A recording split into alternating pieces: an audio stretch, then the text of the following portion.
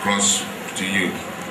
Your Excellency, permit me to humbly welcome you here today for the 7th draw of the Traders Empowerment Scheme. Your Excellency, the Deputy Governor, Lolo Barrister Ezilo, the Honorable Speaker of Enugu State House of Assembly, Chief Edward Ubosi. See, with your kind permission, we started. We have done every of the details, the routine matters. We've done the draws. We've pulled winners from 37 markets spread across the 3 senatorial zones of our dear state. Today, I'm ready now.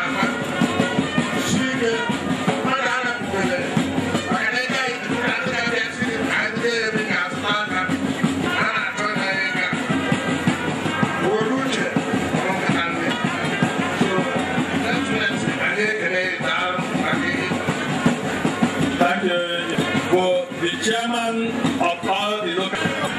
Your Excellency,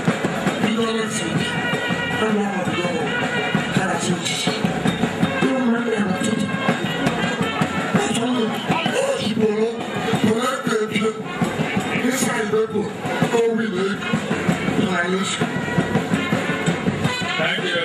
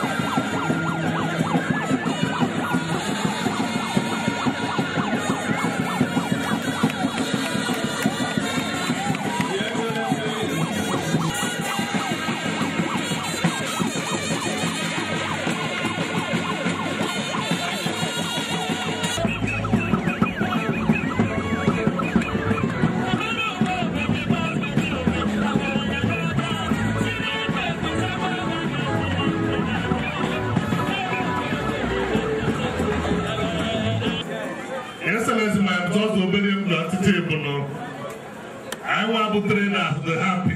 He got some name the blue trainer. Excellency, I was once a trainer at the main market. Between 1990 and 1997. From then I'm the contest of Castle under the first DPN. We the Castle of Muchibo won. So Mom I haven't had a happy man one of the trainers. Excellency, Imama the party guy in the Yabunda can make my company is so much. No man and no man as I man is I haven't done so much in part that little money in the year. My man, average Nicky man, Nabu, when in the year, if you run up alive in the traders in my water. Maka umwana mutamakobe bless money. That little money you have to a business. Within 3 months, you don't have a business. Maka the money back on you, the money is from hands of God. Excellency, you also when I have on the House of Assembly, I have been monitoring this process since its inception, February. The report from House Committee on Commerce and Industry, my table negotiating any made it transparent and all that work peacefully. Report on the table name where Mag ihe lulu onye ọbụla na ọ na-eru onye ọbụla aka. Maka na ama no ere ga boye ma mago. So ndị na-distribute the money abụ ndị mago. And the money onye ọ gbanyere aka na aka mago ama bata na that money Jesus. Excellency ya ma bịa gode n'ụlọ anyị. Anyị ga-achị ga-eji chi ga-apụ. Ịlụ na karịa maka anyị mere respect na nke ịka ga-alụ karịa nke ịlụ ọrụ. Anyị bịa gode na nke ịlụ bụrụ alụ ọ ga-adịgọ m na ọgbagote. So anyị ga-emegọ m na anyị